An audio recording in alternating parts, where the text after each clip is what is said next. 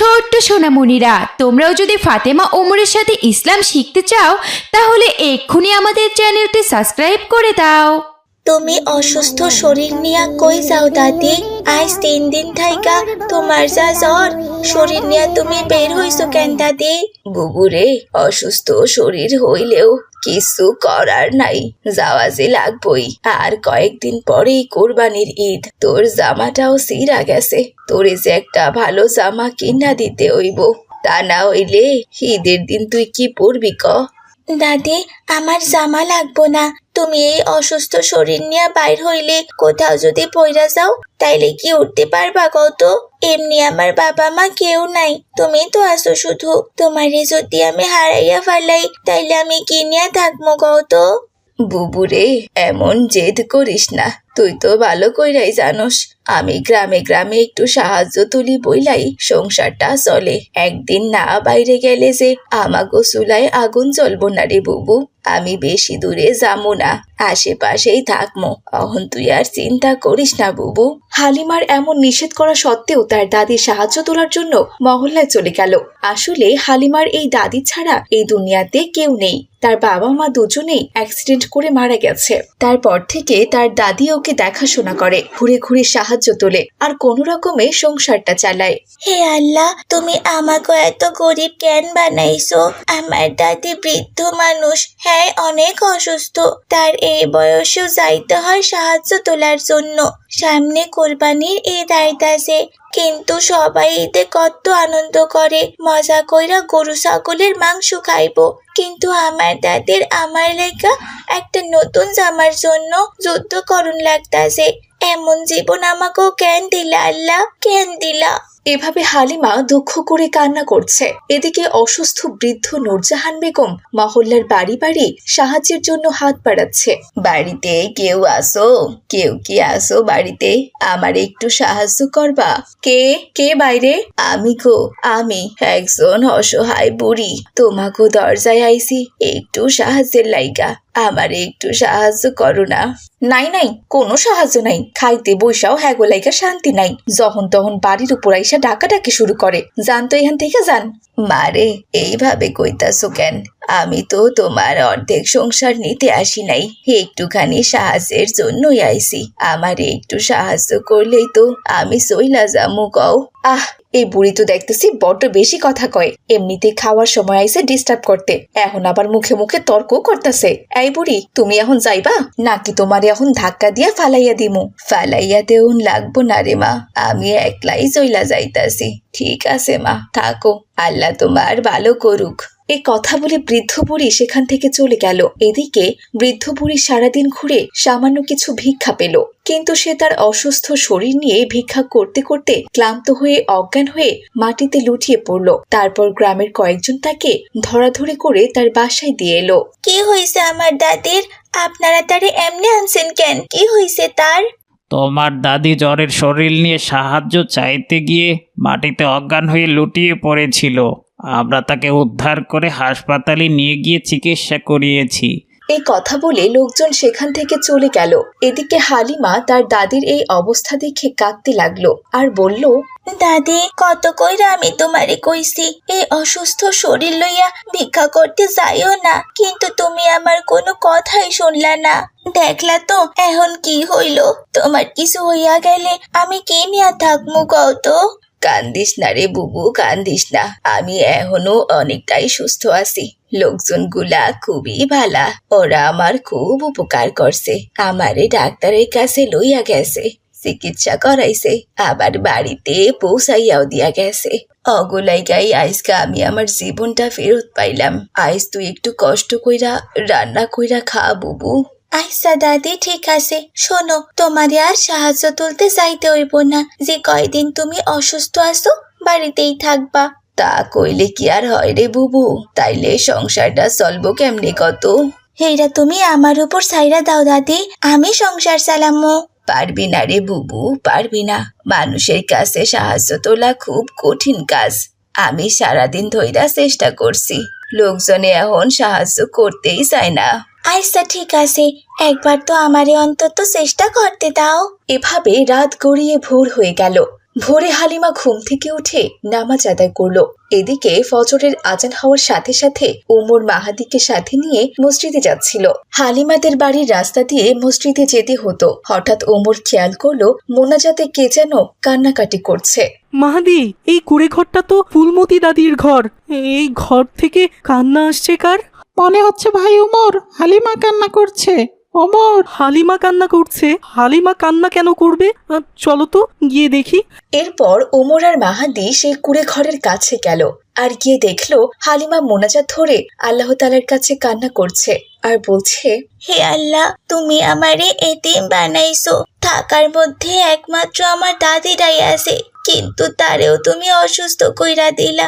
এখন আমি কারে নিয়া থাকমু? তার কিছু হইয়া গেলে যে আমি বড্ড একা হইয়া যামু। তুমি আমারে রহম করো আল্লাহ, আমাগো রিজিকের ব্যবস্থা কইরা দাও।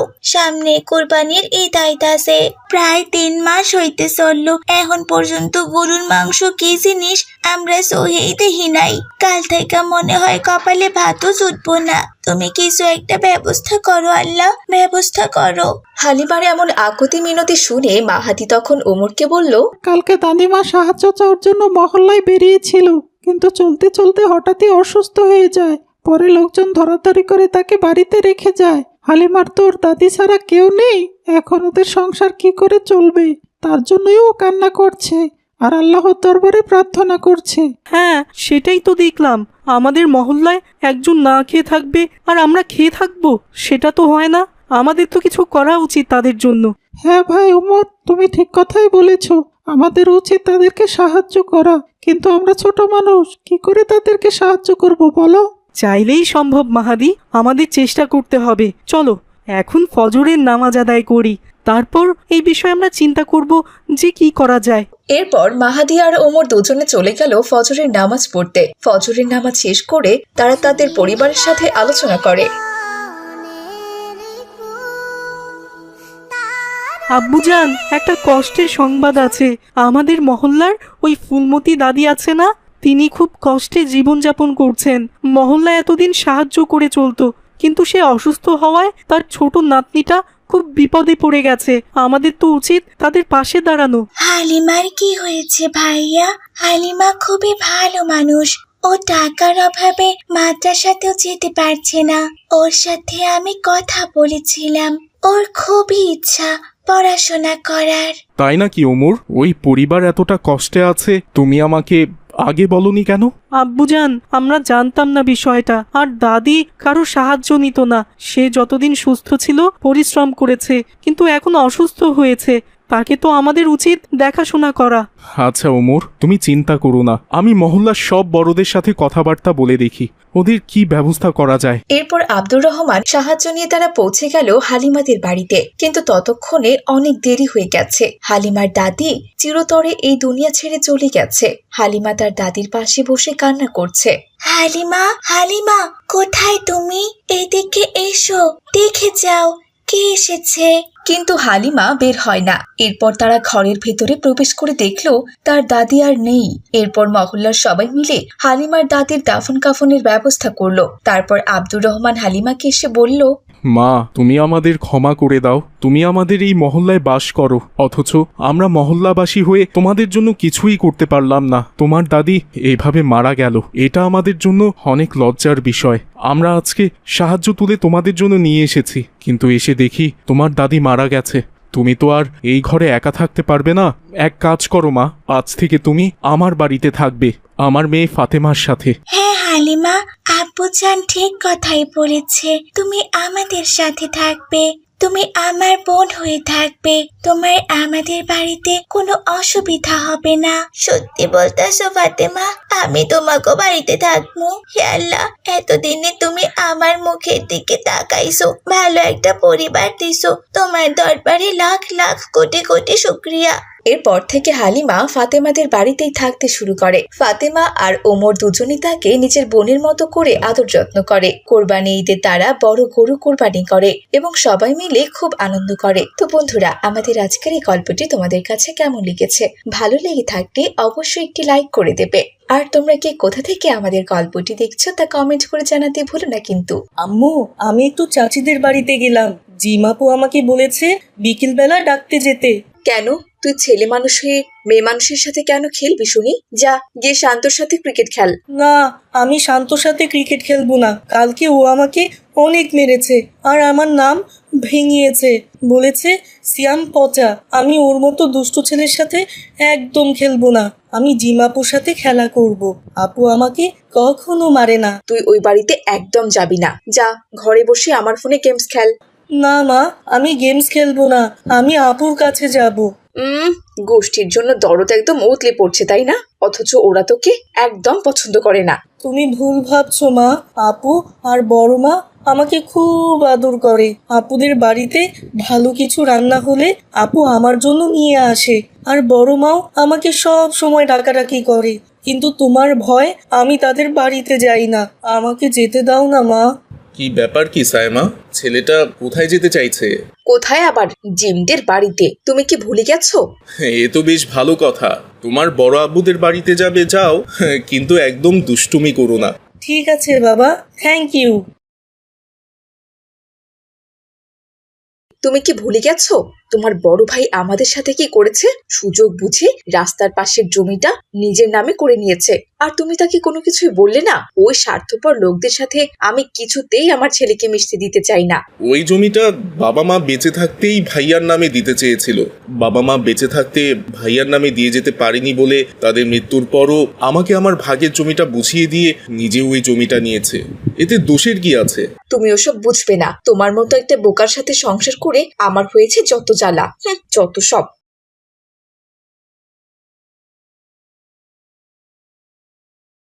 বড় মা, আপু কোথায়? ও তো খেলতে গেছে রে বাবা। আমাকে রেখে খেলতে গেছে? আপু আমাকে বলল বিকেল বেলা এখানে আসতে। আমাকে রেখে এখন নিজে একা একাই খেলতে চলে গেছে। জিম ভেবেছিল তোর মা হয়তো তোকে আসতে দেবে না, তাই ও একাই খেলতে চলে গেছে রে বাবা। তোর বাবা মা কেমন আছে?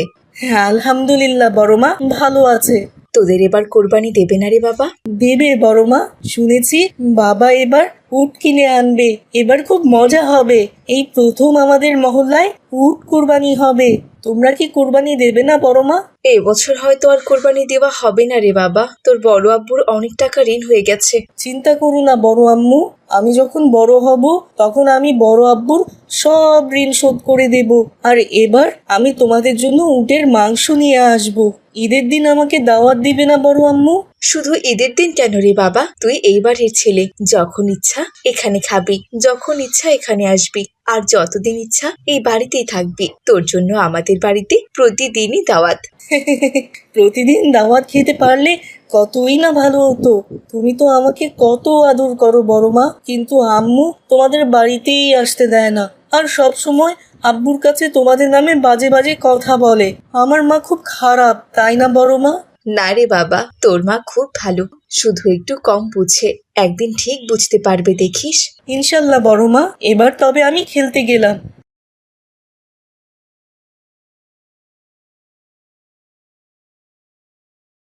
কি ব্যাপার জিমাপু, তোমরা সবাই বসে আছো কেন?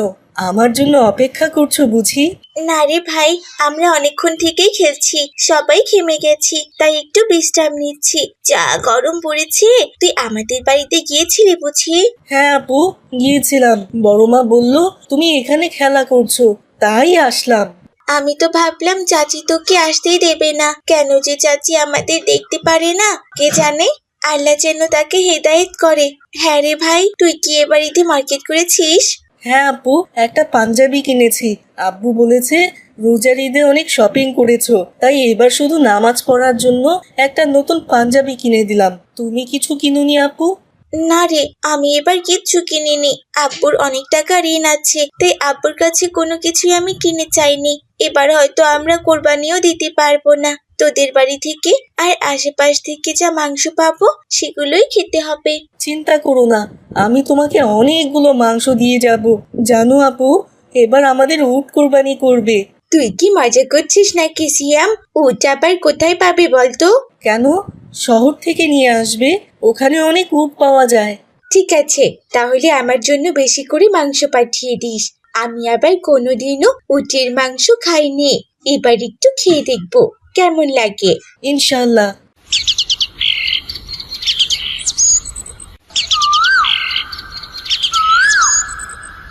পরের দিন বিকেলবেলা শফিক মিয়া একটা উট নিয়ে বাড়িতে আসে।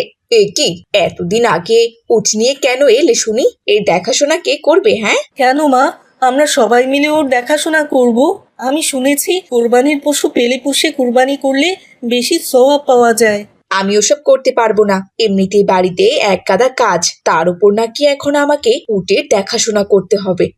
তোমাকে দেখাশোনা করতে হবে না আম্মু, আমি আর আব্বু মিলে উটের দেখাশোনা করব, তাই না আব্বু? হ্যাঁ বাবা, ইনশাল্লাহ। চলো বাবা, আমরা উটের খাবার দেই। এভাবেই দিন কাটছিল। দেখতে দেখতে কোরবানির ঈদ চলে আসে। শফিক আর সিয়াম দুই বাপ ছেলে মিলে নামাজ পড়ে এসে গরু কোরবানির কাজে লেগে পড়ে। কোরবানির শেষে গোস্তগুলোকে 3 ভাগে ভাগ করা হয়। শোনো সাইমা, এখানে যে গোস্তগুলো আছে এগুলো আত্মীয় স্বজনের ভাগের গোস্ত, এগুলো তাদের বাড়িতে দিয়ে আসো। ঠিক আছে। কিছুক্ষণ পর সাইমা গোস্তগুলো ভাগ করে সবার বাড়িতে দিয়ে আসে।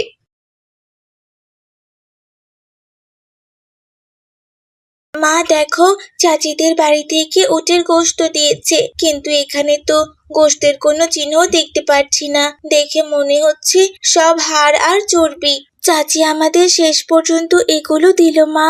থাক মা, অত উটের গোশত খেতে হবে না। একটু পর মসজিদ থেকে গোশত বিতরণ করা হবে। তোর বাবাকে পাঠিয়ে দেব, ওখান থেকে যা গোশত দেবে তাই তোকে রান্না করে দেব। আমি উটের গোশত খাবো মা, গরুর গোশত খাবো না। এক্ষুনি চাচাকে গিয়ে এগুলো ফেরত দিয়ে আসবো আমি। না না মা, এরকম করিস না, তাহলে যে বেয়াদবি হয়ে যাবে। যা দিয়েছে তাই রেখে দে। আচ্ছা ভাবি, দেখুন তো সিয়ামের মা আমাদের এসব কি দিয়েছে।